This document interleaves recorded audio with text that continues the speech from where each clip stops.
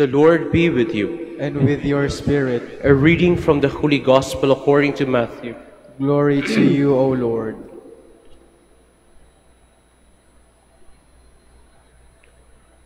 As Jesus got into the boat, his disciples followed him. Suddenly a violent storm came up on the sea, so that the boat was being swamped by waves, and he was asleep. They came and woke him, saying, "Lord, save us, we are perishing." He said to them, "Why are you terrified, O you of little faith?"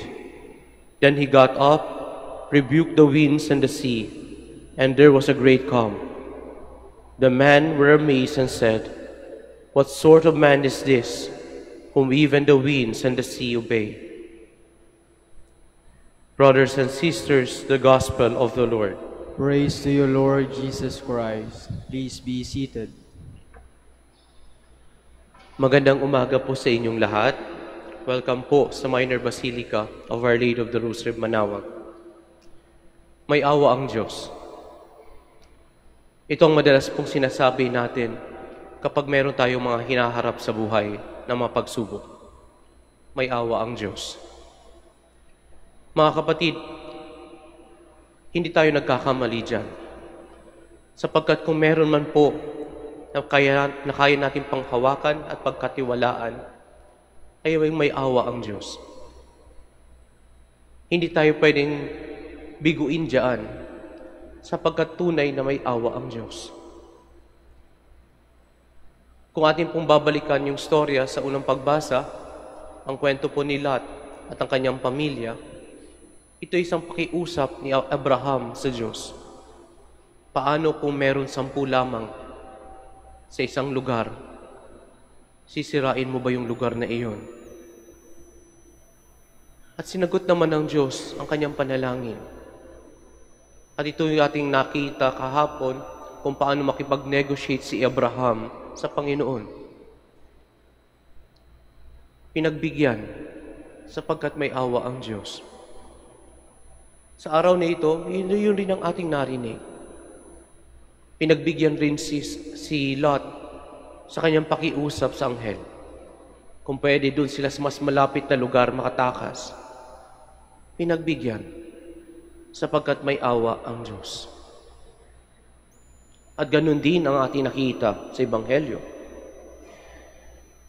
Sa oras na piling ng mga apostol, ng kanyang mga disipulo, na sila'y pawala na, ang sabi nila, "Lord, save us, we are perishing." Ang sagot ng Diyos sa kanila, sinagot ang kanilang panalangin ng Panginoon, sapagkat may awa ang Diyos. At ito ang isang bagay na kailangan natin pagkatiwalaan, mga kapatid. Madalas, ang kadahilanan kung bakit hindi natin nakikita ang awa ng Diyos ay sapagkat katulad ng asawa ni Lot, we keep on looking back. Lingon tayo ng lingon. Para po bang hindi natin pwedeng pagkatiwalaan ang kanyang salita? At ito ang kadahilan kung bakit madalas ayaw natin maramdaman ang awa ng Diyos. Because we cannot let go. We're having difficulty of letting go. That's why we are failing to see the mercy of God. At ito yung isang bagay na kailangan po natin makita at kailangan natin pagnilayan sa mga buhay natin. Kung nais natin making hindi lang operational ang awa ng Diyos sa ating buhay, kundi totoong reality sa ating buhay, then we must stop looking back on the things that doesn't matter.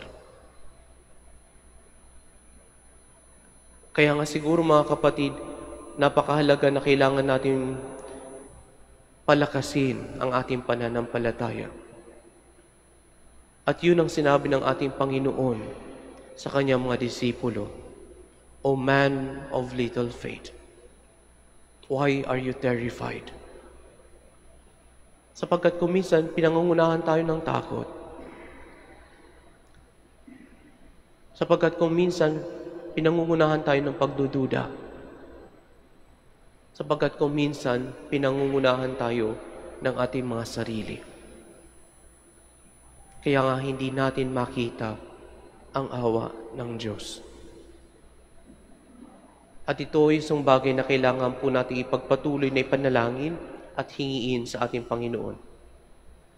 Lord, strengthen my faith.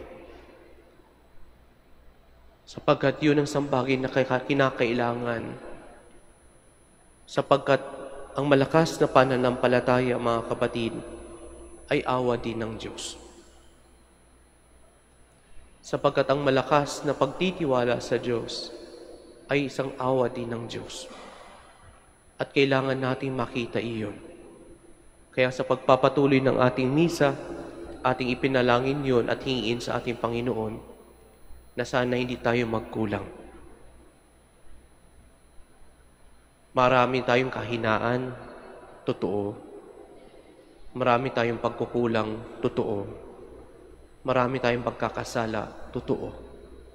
Pero kung may isang bagay na dapat hindi tayo magkulang, hindi tayo maging mahina, hindi tayo magkasala, ayun ang pagtitiwala na may awa ang Diyos.